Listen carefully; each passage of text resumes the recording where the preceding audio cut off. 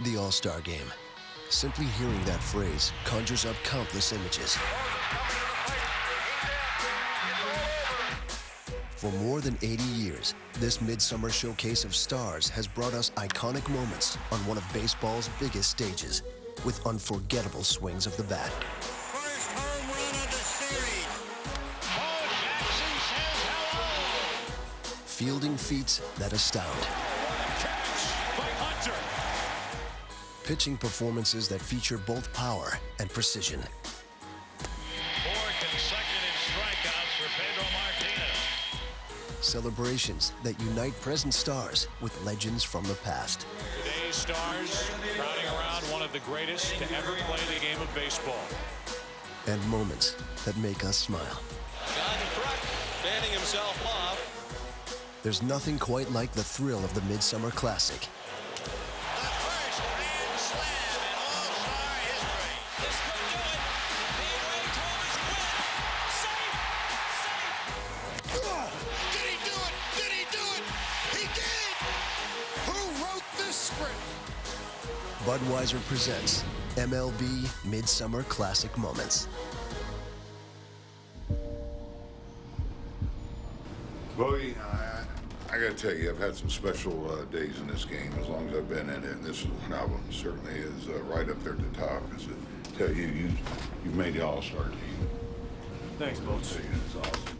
I don't think the true feelings and excitement's gonna hit until I walk into the clubhouse and see, you know, the other guys that are there. Ryan Vogelsong.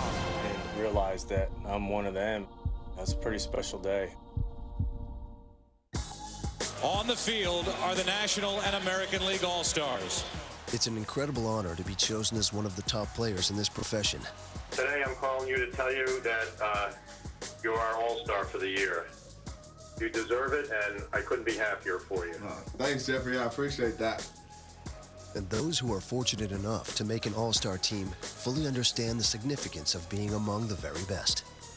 From the Tampa Bay Rays, Evan Longoria. There's no better place to be. You know, he couldn't be around any better baseball players. He's the best in the world. It's the best of the American League against the best of the National League. The leading vote getter, 7.5 million votes for Batista. Even though I felt like I deserved it, when you show up and you see all these superstars like Ichiro, David Ortiz, it just kind of opens up your eyes and you're like, man, this is pretty cool. Being considered in that tier of players, being mentioned with that company is something that I'm very proud of. Just let me know what you want to do. Fastball's in.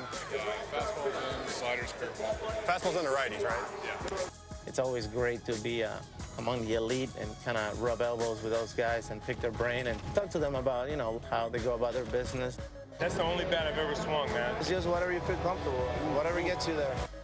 To be with all those great players is, you know, an honor in itself. Good group of guys over here. Oh, it's awesome. The All-Star Game can bring new generations of legends in the making together with their heroes. You got young and old coming together, the best of the NL, the best of the AL. That was impressive, dude. Just to see guys that growing up watching them on TV, just being in that atmosphere, it was a pretty cool experience. Bryce Harper. So excited to be here, so happy to be here. Being around all the best players in baseball, I think, is just a dream come true. You know, I'm just having a lot of fun, and it's an exciting time. Being part of the game also includes the tradition of locker room speeches by managers and legends. Congratulations on your selection here. We know that we've got something to play for. I want to congratulate everybody, first of all, on a great first half for a lot of you. You're the best ball players in the world, and you should be very proud of yourselves. This is your game. This is where you strut your stuff. Show people what you've done, what you've achieved, and don't hold anything back. Let it hang out and have some fun. Guys, I'm like you. I love to win. I hate to lose. And this All-Star game is no different to me. Every run is going to be crucial in this game. If you can tie the game with one swing, swing. Win, win, win. American League greats coming to the American League locker room. Go out there and play with some pride. And the National League greats coming to the National League locker room. I don't know what to say. Ernie, I think you can tell all the guys in here whatever you want and they'll remember it for the rest of their life. It's pretty mind-blowing to be able to see the guys who used to play the game that come back. I have never seen so many people with so much ability. Don't try to be a hero. Try to be a winner. Play hard, have fun, enjoy it, and win. That's it. For more than 80 years, the All-Star Game has brought the cream of the crop together to play as two teams. The Americans, Gehrig, Cronin, Fox, and Simmons. Yeah, I'm having a blast. How about yourself? Great time.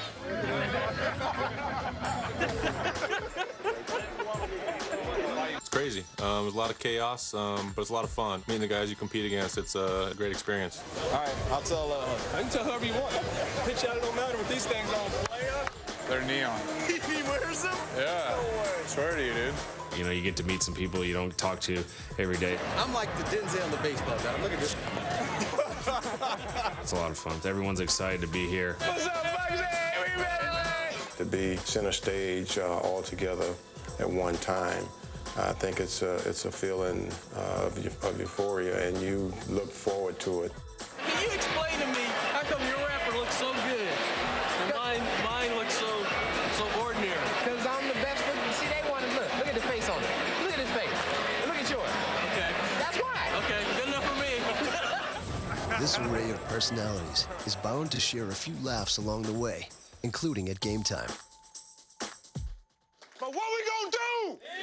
What we gonna do? What we gonna do? Eat.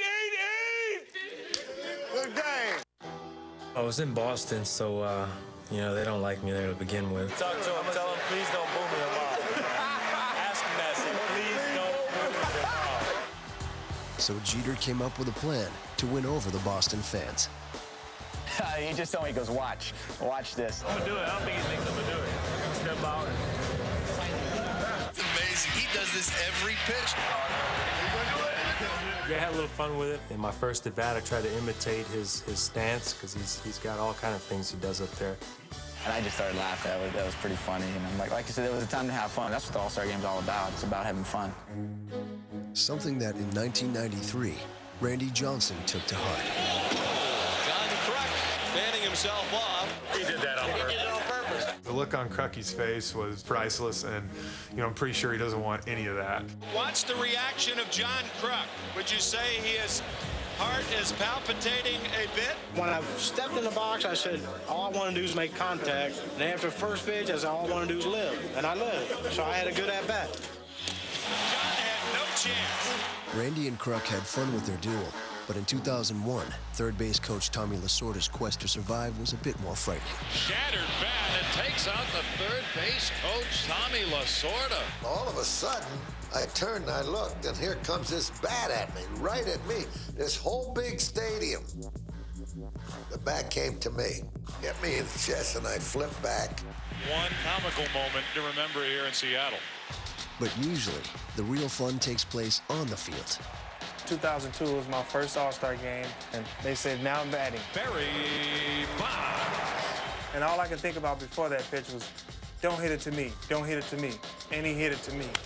Bonds gonna line that at the wall. I saw the ball kind of lingering and didn't want to go over the fence, and I jumped up. Oh, what a catch by Hunter. It was pretty awesome. I'm like, wow, I couldn't believe it. That's routine for this guy. It's something that I'll never forget. Hey guys, Johnny Manuel. Of course, great to see you. How are you? Congratulations. Thank you. Huh? Home run derby winner? That was awesome. I've never met a president, so it was cool. This guy's like the old guy around here now. I'm not the oldest. I'm a very big fan. He's like the ultimate superstar, so it was just awesome meeting him. Since the first All-Star Game, this event has been far more than a showcase for talent. With a two-run shot, and it's 3-0 American League. Throughout the years, the rivalry between the two leagues has been fierce. And there it goes.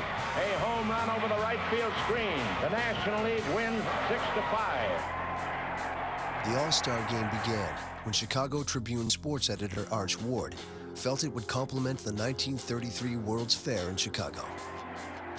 Ward got the idea to add to the pageantry of the occasion by staging a novelty, a baseball all-star game. He went and got permission from Judge Landis, the commissioner, to stage the event. Chicago's Comiskey Park would host this exciting new showdown between the American and National Leagues. We have a sellout, a big crowd, a fine day, and I hope the best team wins. Thank you. The dugouts were filled with the greats in the game, and fittingly, it was Babe Ruth that hit the first home run. That's a home run in the right field. First home run of the series. Ruth, with his natural flair for the dramatic, seemed to christen the first All-Star game with what seemed to be a Ruthie invention. The American League won 4-2, and a tradition was underway. The game, of course, has always been quite a spectacle, drawing presidents and former All-Stars alike. Mr. Obama is the latest president to pay his All-Star respects, but Presidents Roosevelt, Nixon, Reagan, Bush, and Ford also joined the men at the Classic. People said, oh, he's here. He'd like to meet you. You're throwing better than I do. I sat back and I just said, wow, I just met a president of the United States. Tom, how are you? Good to see you. Thank you. So the American League, ladies and gentlemen, is victorious in the third of the annual All-Star Game. Back on the field, 8 of the first 11 games were won by the American League, thanks to superstars like Joe DiMaggio, Hank Greenberg, Ted Williams, and Jimmy Fox. Jimmy Fox connects for a beautiful drive, an all-star hit in an all-star game. Then, the National League would go on a run, benefiting from its willingness to open the door to everyone. The American League was slow to integrate. They dragged their feet, and the National League had the more exciting and interesting teams because they were quicker to sign black stars. The National League put on the diamond an all-star team that included people like Ernie Banks, Frank Robinson, Henry Aaron, Willie Mays. Willie Mays has just put the National League ahead 3-1. When you mix these individuals to play in an all-star game, you had great teams, and this is why for so many years we would always win the all-star game. Mays scores, and the ball game is over. Starting in 1959, the National League made the Midsummer Classic their own personal showcase. The National League had this thing about show them what we can do. That's the 6th triumph in the last 7 games for the National League. That expression lived with the National League for years. That used to be one of the big difference between the two teams.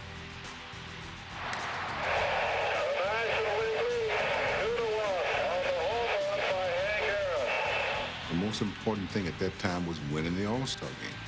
We talked about it, and we did everything that we could in order to be successful at it. That approach was evident in 1970, when the senior circuit was looking to win its 8th straight game.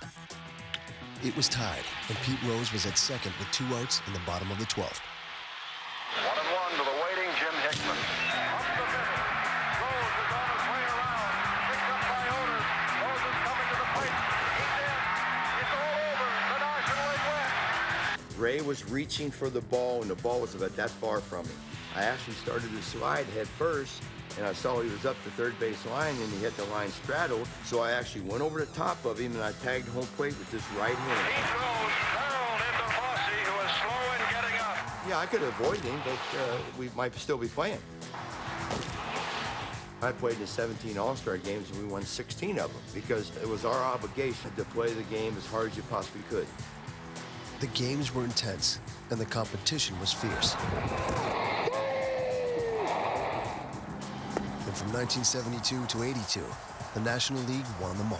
The National League continues to dominate. But in 1983, the American League had had enough. As a team, we haven't had too many thrilling moments. Hopefully during the 80s now, maybe we can start a new trend. As American Leaguers, we were really tired of hearing about it. We're trying to get the monkey off our back here. And with the sacks jammed, Lynn saw his chance. And he drives it to deep right. The first grand slam in all-star history. I could just feel the frustrations and everything that had been dogging us. It just kind of went out. The American League wins its first All-Star game in 12 years. The tide would soon turn, as the American League would win 11 of the next 14, from 1988 to 2001. In 2003, a rule change gave the outcome of the game added meaning. The winner of this game, that league, will have home field advantage in this year's World Series. Everybody in that clubhouse understands that we're all here for a purpose. We'd like to have the home field advantage. It's our job to get home field advantage for one of these fortunate groups that are in here right now for the World Series. Anytime you put on the uniform, you know, we want to go out there and show them, you know, why we are the AL. And the American League wins it again. For 7 straight years, the AL gained home field advantage in the World Series. American League on top of us again. Including in 2008, the last year of the old Yankee Stadium, when a 15-inning back-and-forth battle took place. The bottom of the 15th inning. Here we go. Throw by Hart to the plate. And safe. This game is over. 4 hours and 50 minutes. Finally, in 2010, it was the National League's turn to go on a winning streak. Back into the corner. Bautista can't get there, and it's fair. 3 runs are going to score. And Sandoval ends up at third base. He's just made it 4-0 National League. Last 3 years, the National League has won the All-Star game. And the National League has won 3 straight. In the last 3 years, the National League has won the World Series. And the Giants have won the World Series in Detroit. World champion for 2011. That doesn't happen unless we win this All-Star game. And the American League has won the 2 most recent matchups. Chopper to second. Picked up by Kinsler. And the AL wins it. No one can predict who will win the All-Star game and home field advantage, but one thing is for certain. It's going to be a lot of fun, but at the same time, intense.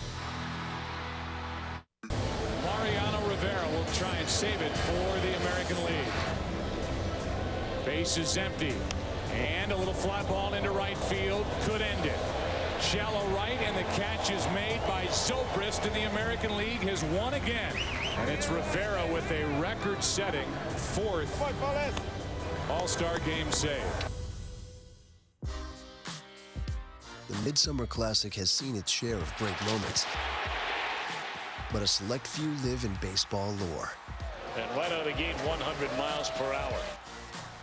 In fact, it was once said about one player that the All-Star game was invented for him. The stage was set when Willie Mays was playing an All-Star game. He loved it.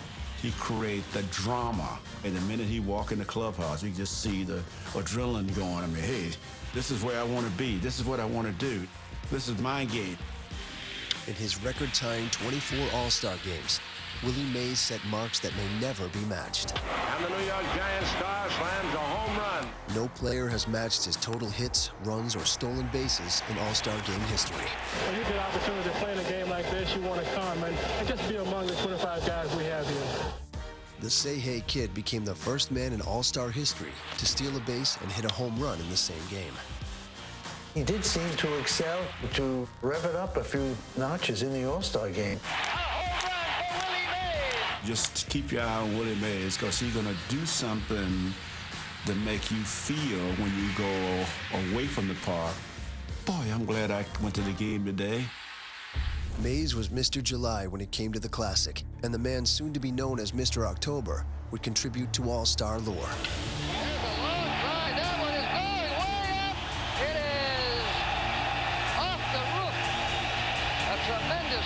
That home run that Reggie Jackson hit at Tiger Stadium was the hardest hit ball I ever saw. I didn't think it would ever land anywhere. It was hit so hard.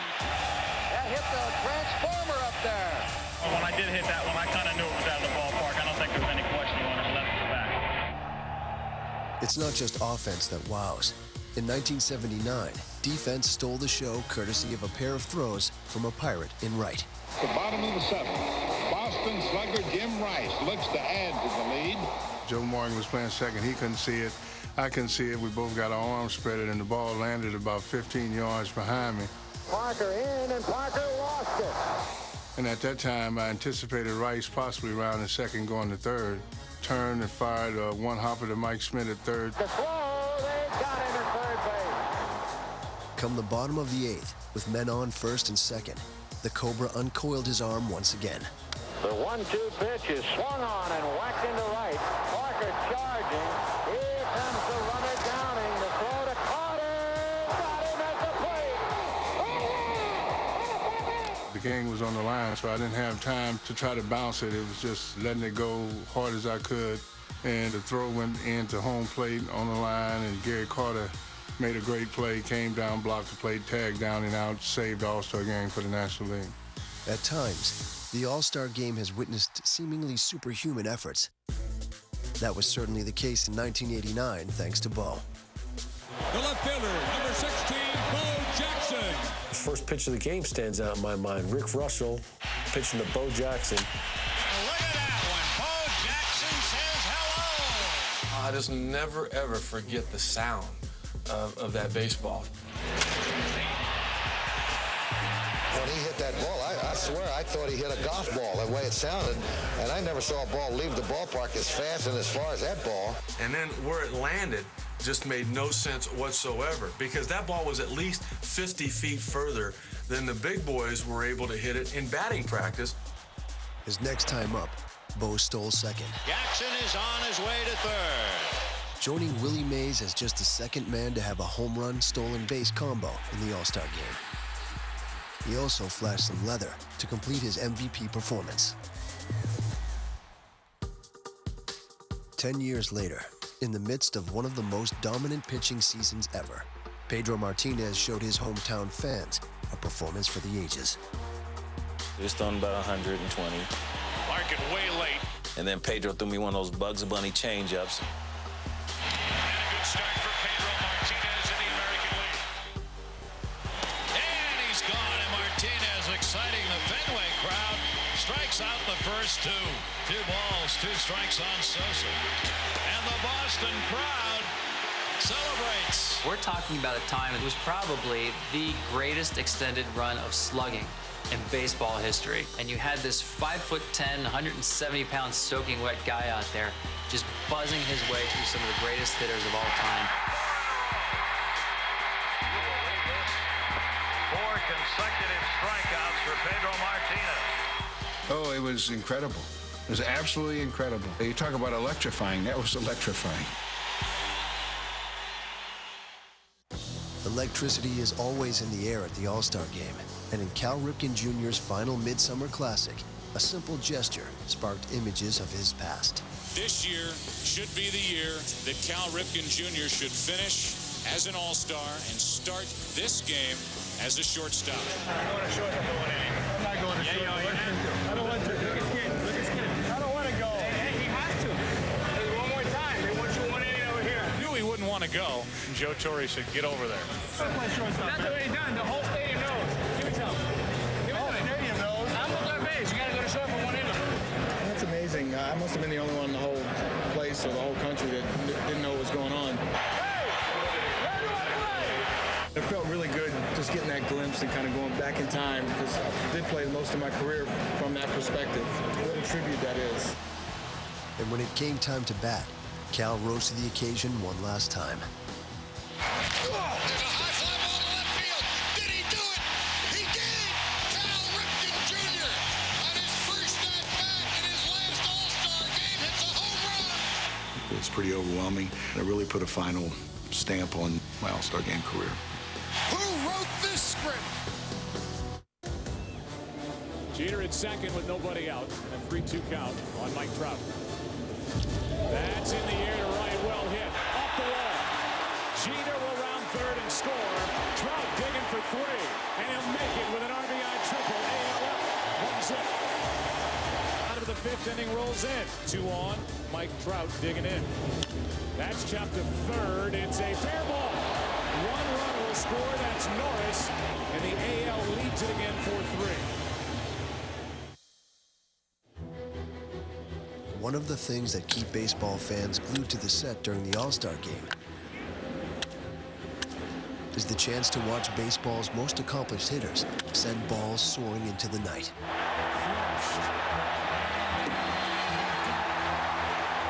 And throughout the years, we've been treated to some feats at the plate that will never be forgotten. The greatest home run hitter of all time, Babe Ruth, was a magical name. Marks a home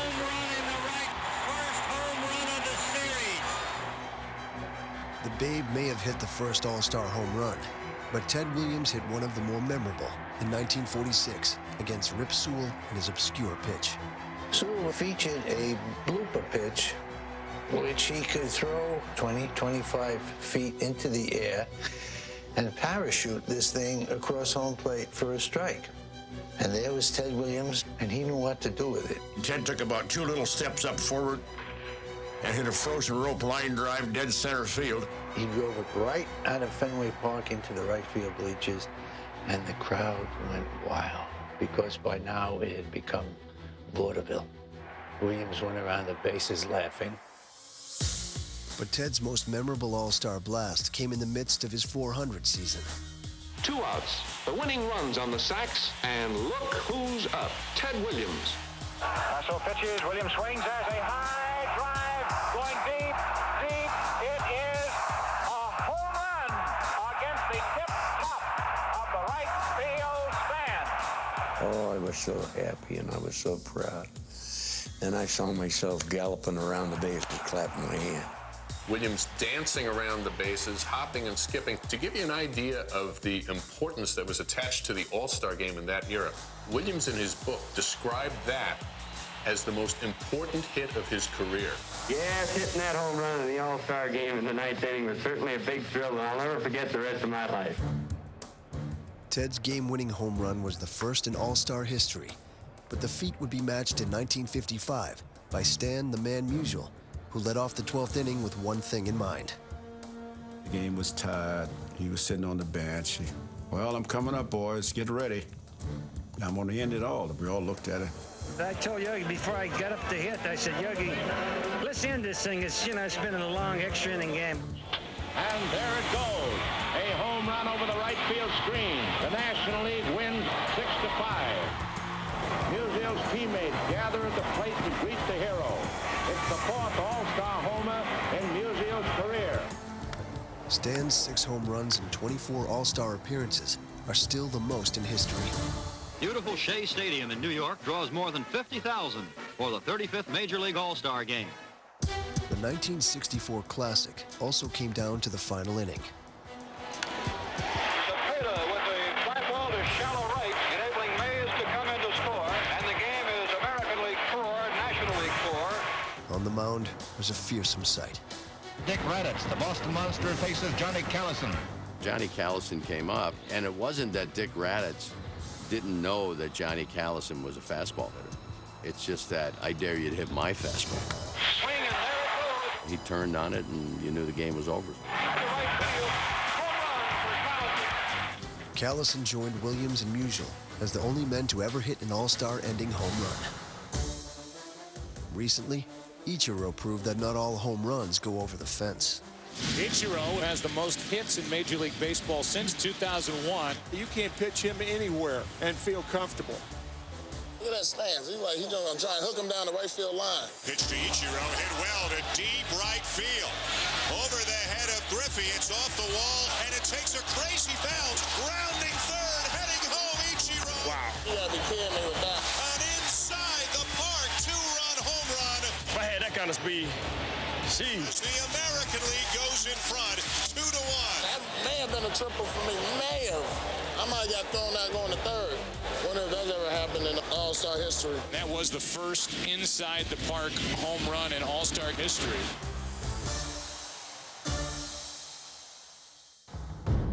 And in 1994, it was an unlikely speedster that rounded the bases. 1994 All-Star Game in Pittsburgh is part of a stretch where the American League is dominating the National League. I think the American League had won 6 in a row. For the players involved, it's still National League versus American League, and the American League had our number, and us National Leaguers wanted to turn that around. Down by 2 in the 9th, with a runner on second, the crime dog, Fred McGriff, came to the plate as the tying run. I was a little bit hesitant to go out to the mound and say, hey, listen, please don't throw Fred McGriff a fastball. Well, I didn't go because, you know, these guys are all-stars, and you say, okay, you give them the benefit of the doubt, but he threw one.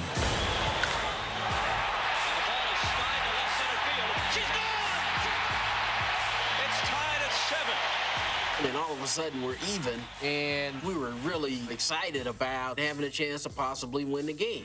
So Tony did his part to make that happen in the 10th.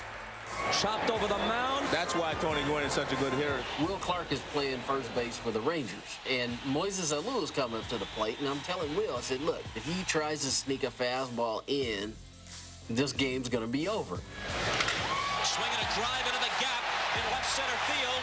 And I take off running. This could do it. Being waved home is Gwynn. That was probably one of the faster times I've seen him run, other than when he was younger. Getting around the base is pretty good. Right as I start my slide, I see Pudge getting his hands ready to catch the ball, and I'm thinking, I have to get my foot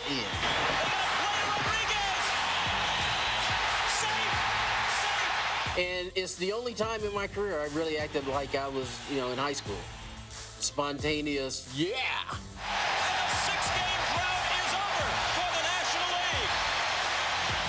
For that one night, it was about baseball, and it just capped off extremely memorable and probably one of the greatest All-Star games of all time. And here is pride of the Mets on the mound right now. Matt Harvey getting an All-Star game start as Miguel Cabrera will be the hitter. Triple Crown winner from last season. And a 2-2 pitch, and Harvey gets the strikeout. And Jose Bautista will be the hitter. Here's a 2-2. Inning over. An old adage in baseball is that good pitching beats good hitting. How do you score against the game's best? And that will always be the mantra of any All-Star game. And the All-Star game bears proof to that. Struck him out. And when the best are on the mound, the results can be classic. In 1934, it was only the second All-Star game ever played. And Carl Hubbell's performance in that game put the All-Star game on the map. He had the trickiest pitch that any batter had ever seen, which was the screwball. Which was a reverse curve, and the pitch would dive down into the feet of left-handed hitters and away from right-handed hitters. Despite that pitch, the first two batters reached base.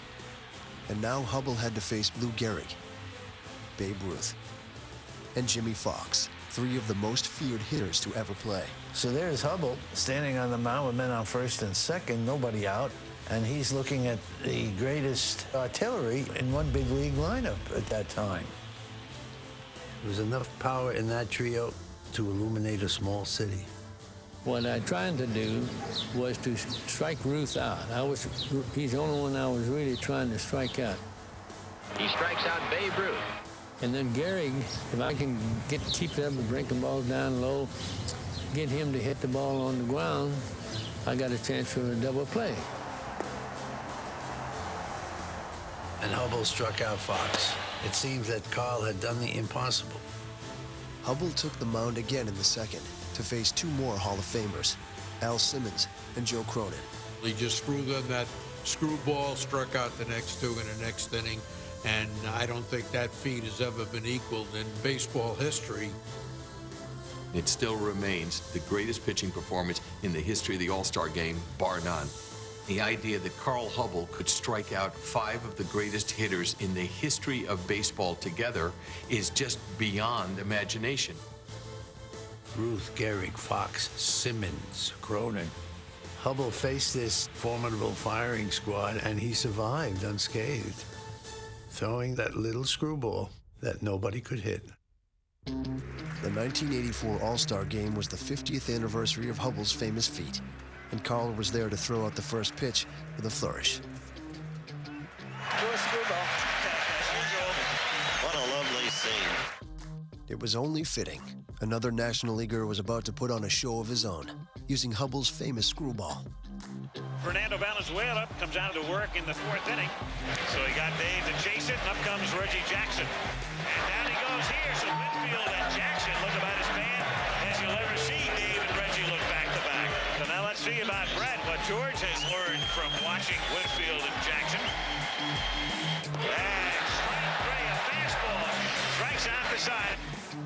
With Hubbell looking on, Fernando struck out three future Hall of Famers. And then the National League sent out the youngest All-Star pitcher ever. I warmed him up in the bullpen before he went into the game, and this was a guy that was probably throwing 90 miles an hour with no effort. And right before he went out to the mound to pitch against the American League, he jumped it up to 98, 99 miles an hour. Got him swinging. So Dwight Gooden strikes Parashot. I had never seen Dwight Gooden pitch. You know, I heard some great things about him. And so I'm kind of anxious to see him pitch. And he strikes him out. So the last 5 American leaguers have gone down on strikes. Well, sure enough, there wasn't anybody that touched him. Dwight Gooden, at the age of 19, comes into the All-Star game and strikes out this side. 2 years later at the All-Star game in Houston, Fernando channeled his inner Hubble once again. Fernando Valenzuela comes out of the bullpen to work in the 3rd inning. He was a very poised, self-confident veteran. And that's a posture that many have taken against Fernando Valenzuela. And he showed that with his All-Star game performance. One away, and Cal Ripken comes up. Cal Ripken was maybe the one that we thought might have been the most dangerous. But not even the Iron Man stood a chance. In there, strike 3. And Fernando knew that no one could touch him. And he has struck out the side. He was so confident and so trusting of that screwball, it didn't matter who was at the plate. In there, strike 3. And so Valenzuela, who struck out the side in 84, has now taken care of Mattingly, Ripken, Barfield, and Whitaker. And he would tie Carl Hubble's mark here. Well, Higuera's made a little history thanks to Valenzuela. Fernando has struck out the 5 he's faced. I tell you, shades of Carl Hubble back in 1934. You couldn't escape the similarities. A National League left-hander mowing down tremendous American League hitters and using a screwball to do it. Many other Hall of Fame pitchers have left their mark on the All-Star game, like Don Drysdale, who holds the record with 19 1/3 innings pitched. Another easy inning for Don Drysdale. He also holds the All-Star strikeout record with 19. Strikeout for Drysdale. Lefty Gomez was a mainstay in the early days of the Classic, having started 5 of the first 6 All-Star games for the American League. He also had the most victories, with 3. Robin Roberts also made 5 All-Star starts, but for the National League. The league's winningest pitcher, Robin Roberts, takes his turn. Roberts was the NL ace of the All-Star game from 1950 through 1955. Juan Marichal pitched in 8 All-Star games, and the Dominican dandy compiled a microscopic .5 earned run average against the American League. Strike, got him. Marichal had plenty on that one. And likely to join these men in the Hall of Fame is Mariano Rivera, who holds the All-Star saves record. And it's Rivera with a record-setting 4th All-Star game save. Derek Jeter will be first up in his final All-Star game. Congrats, brother. Thanks, man. Congrats. Congratulations, boss. Oh, man. Now batting for the American League, the shortstop, number 2, Derek Jeter.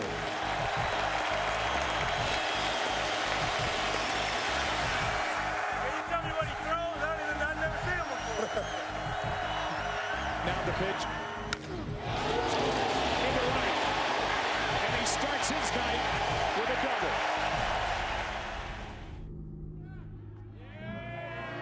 Baseball's Midsummer Classic is about much more than just a baseball game.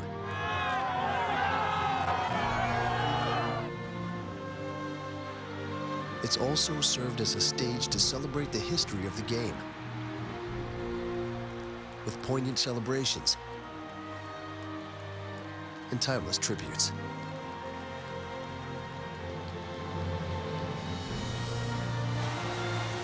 Together, these players represent the most talent ever assembled on a baseball field. There was a lot of emotion in the ballpark that night, probably one of the greatest pregame ceremonies ever in All-Star history. He was the last player to win the Triple Crown. Red Sox legend, Carl Yastrzemski. before the All-Star game was the most unbelievable ceremony I've ever been involved with in all my life. George, Brett, Hank, Aaron, Al, K-Line. It's a great honor, a tremendous honor to be thought of as one of the better players who played the game. The ultimate was when they introduced Ted Williams.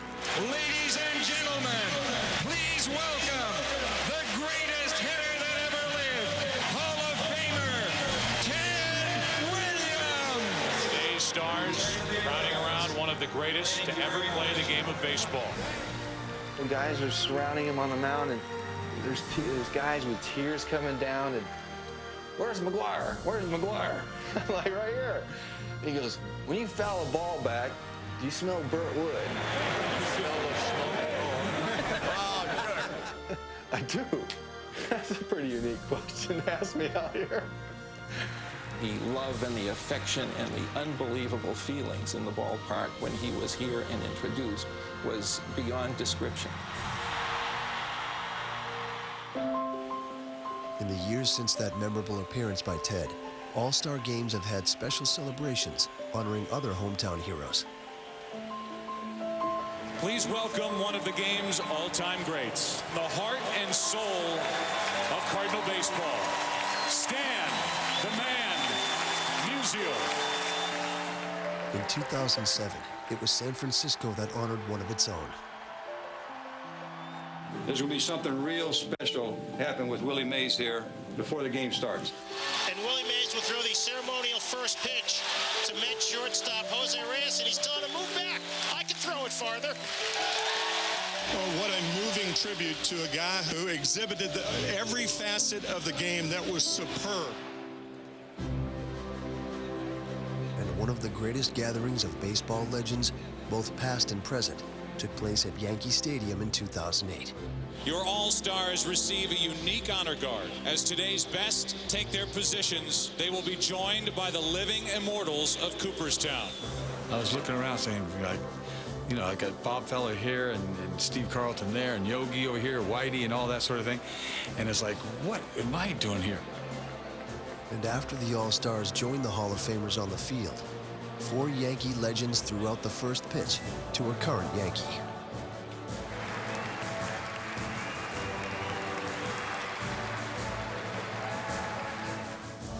Present ones get their due as well. Still first. First pitch, gone. What Lou Brown say in Major League? 1-2. Win 3, that's a winning streak. We got an opportunity to do that tonight. And I am not going out losing my last one. Ladies and gentlemen, your 2012 All-Stars. In his 19th season, Chipper Jones was playing in his final All-Star game, and baseball showed its appreciation. For me, the most impressive thing was being right next to him, listening to what he was saying in the clubhouse, and being able to play with Chipper on his last year. That was special. Here comes Chipper Jones. All right, buddy. First ballot Hall of Famer, and the switch hitter stands in. He goes after the first pitch. He's going to test Kinsler, and he's got a base hit. He's still doing it, dog. The best to ever do it. Chipper Jones, this will be his last go-around. And Chipper did his part in helping the National League secure home field advantage. Great job, brother. Hey, man. Thanks, bro. Appreciate it. Thank you. The following year, baseball said goodbye to another future Hall of Famer. Tonight, we're going to go out there and we're going to play our butts off. We're going to go play for freaking pride. We're going to play for Mariano, for you to get out there and close the game out. All you've done, that's great stuff. When we're going outside, guys, just get everything that you guys got. Just give me the chance to be there. And baseball's all-time saves leader would get the chance for the fans to honor him in his 13th Midsummer Classic. I see myself on the mound, and there's no one else there. Pretty special moment here at Citi Field. Mariano Rivera standing alone on top of the pitcher's mound. Seeing the National League and the American League team outside the door on their feet, it was tremendous.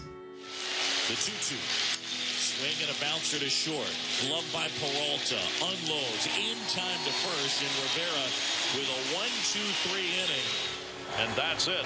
The last All-Star appearance he will ever make. I can only thank you for everything you've done for this sport. That's all I can